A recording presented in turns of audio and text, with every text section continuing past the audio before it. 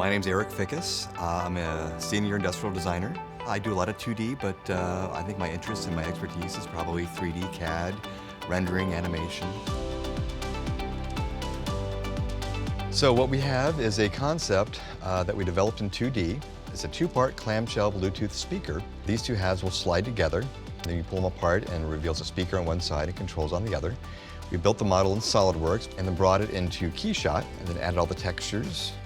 Being able to do the speaker grill as a displacement map was really fast, and we could change the grill on the fly. And it's minutes to do versus hours or days. And we've got a bunch of different concepts that we did. So we have a couple of material textures, and we've got a couple of wood textures. Once we have all the textures and the bump maps and the displacement maps in place, we can save the file out in a format called 3MF, which is new to KeyShot. And this 3MF file format keeps all the wood grain and all the image maps, displacement maps, bump maps. It keeps all of that, and it saves it in a way that's now printable from KeyShot, which is just amazing. And we brought them into GrabCAD Print. I've imported 5 different models with 5 different wood textures.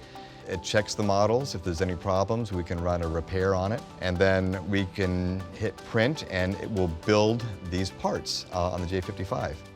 We were able to run this on the J55 machine overnight, and we have real physical parts in a matter of a few hours and have something that was completely convincing.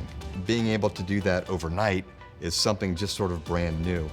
We had 5 different wood samples, and then we had different fabric samples, and we've never been able to do that before. You know, to rapid prototype a wood texture would have been just a heck of a lot of work, you know, finding vinyl or paint or faux finish or something like that on a physical part versus being able to print this overnight is just a real game changer for us. Just being able to assign these materials in KeyShot and then run the parts overnight was amazing. It's that new and special and different. It's really incredible.